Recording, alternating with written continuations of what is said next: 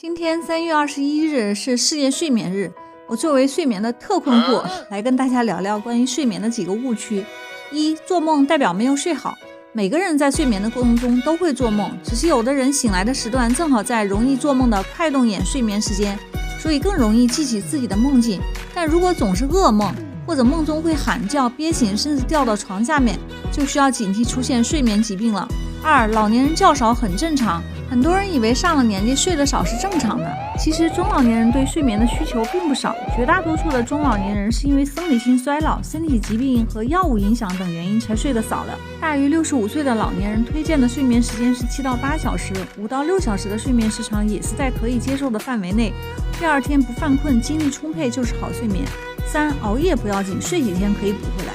睡眠不能随时支取，也不能储存。有些人平时由于工作繁忙，所以睡得很少，一到周末就狂睡，片面的认为周末多睡就可以补回来平日睡眠的不足，其实不知道这会使平日睡眠的节律失调，更难恢复正常的睡眠。四、午睡时间越长越精神。午睡有利于恢复精力、消除疲劳，但午睡时间有限制，理想午睡时间以30分钟左右比较合适。如果本身存在失眠的病人，不建议白天打盹或者白天补觉，这样更容易失眠。午睡的越久越健康，7到8小时的睡眠最合适，以满足第二天正常工作和生活需要为标准。有研究显示，睡眠时间太长，一般来说超过9小时，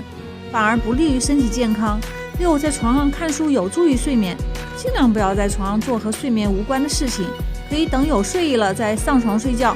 由于手机的光线等对褪黑素的分泌是有影响的，不建议睡前看电子产品。七、睡前饮酒可以助眠，酒精存在依赖性和耐受性，也就是说最初觉得饮酒可以改善睡眠，后续不喝酒的话就睡不着，再后来以前的酒量已经不能改善睡眠了，需要更大量的饮酒才能入睡，所以饮酒助眠是错误的方法。八、睡不着也要躺着，实际上我们所关注的是有效的睡眠时间，而不是卧床有多长时间。如果你发现自己实在睡不着的时候，可以起来看书或者安静做点事情，我就是这样的。不要一直在床上躺着，大部分人越躺越焦虑，会导致失眠的慢性化，更不容易调整。我是呼吸科李医生，如有不适请现在就诊哦。